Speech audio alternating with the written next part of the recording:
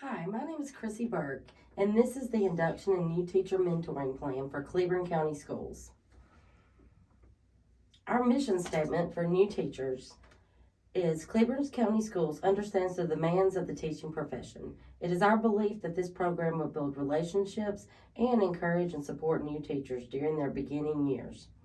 The teachers will gain knowledge to focus on the value of learning, ensure success among students, and maximize potential as we prepare our students to be productive citizens of the community. The first topic is legal and ethical issues, and these are the 4 parts that we will discuss. For confidentiality, we have FERPA, which protects the privacy of student records, and schools are not allowed to share this information with anyone, and it's the responsibility of teachers to keep this information safe. As far as discipline goals, unruly behavior and misconduct could potentially lead to legal issues. So you want to keep your classroom under control, and that way you don't have those kinds of issues in your classroom. Other laws, we have the Individuals with Disabilities Education Act, 504 of the Rehabilitation Act, and Title II of the American with Disabilities Act. A big thing that we have to focus on as educators is the Code of Ethics. It defines professional behavior, protects students and teachers, and it defines ethical versus unethical behavior. And it has 9 standards. The first standard is ethical behavior, or professional conduct. The ethical behavior is encouraging and supporting colleagues, respecting fellow educators and such. Unethical is harassment, inappropriate language, physical altercations, and not supervising your students.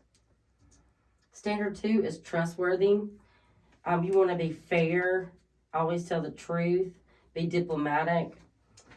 Unethical would be having false records, giving false information to the Department of Education, or something like a dishonest injury claim. Standard 3, unlawful acts. It clearly states ethical is just to follow the law. Unethical is a conviction of a felony or crimes involving moral issues. Standard 4 is the student-teacher relationship. Teachers should be a confidant, a mentor, and they should nurture student potential in a safe environment. They should not be physically or verbally abusive, commit unlawful sexual acts, or discriminate. Alcohol, drug, and tobacco use. What teachers need to do is let students know the risk of these behaviors. What they should not do is be under the influence while at school or school-related activities. For public funds, you want to have responsible use of these funds. And unethical would be misusing the funds, failing to account for funds, and mixing your personal money with public money. 7, enumerative conduct. You cannot do things for personal gain, and this goes as far as like gifts. You cannot solicit parents or to make personal purchases from you, or you cannot accept money from vendors or gifts, and you cannot accept money from students. Standard 8, maintenance of confidentiality. You have to keep student records and test scores confidential.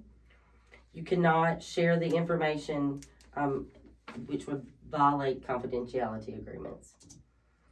9, abandonment of contract. You must adhere to the terms of your contract. Unethical is abandoning your contract or refusing to perform duties that were listed on your contract.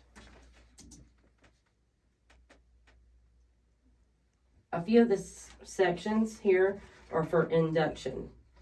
One is students with disabilities. we have services that are provided for people in all of these areas, all of these disability areas. 504 students, we must accommodate for these students in their classrooms, and the plans go under review every 3 years, and each administrator will make sure that these are updated. Gifted students are referred by administrators, counselors, and their teachers. These students are those who perform at high levels. They're given a test, and then these tests are accumulated to see if they receive gifted benefits. Career and technical education, these are students in 10th, 11th, and 12th grades. They choose from different fields. Out here we have cosmetology, health science, welding, construction, and so forth. Preference is given to the grade level of the student and how many years that they've been in the technical program. And they're all planned and administered by the State Department of Education. ELL, homeless and migrant students, will pursue it to the requirements of the Elementary and Secondary Education Act. All these must have equal access to the same free public education, including preschool. They can't be denied or delayed because they may not be able to complete some of the registration documents, and we use federal funding to pay for these programs. New teachers. This is all new teachers less than 3 years experience until the end of the 3rd year. This is the plan laid out for the mentor program. Mentors will be selected. They'll have at least 5 years minimum experience. They're selected by their department chair, and stipends are provided to these teachers. The expectations, they need to meet with the new teacher, invite the new teacher to the mentor's classroom, provide encouragement and support, complete state and system requirements, keep communication professional and private, and report successes and concerns. Next, we have an outline.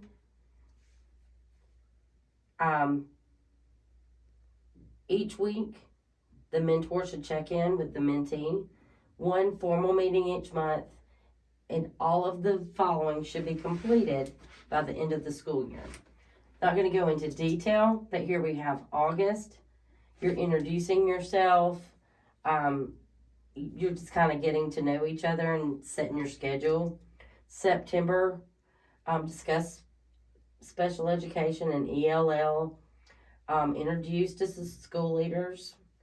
Discuss stress management. October, review procedures for finalizing grades. Discuss assessments.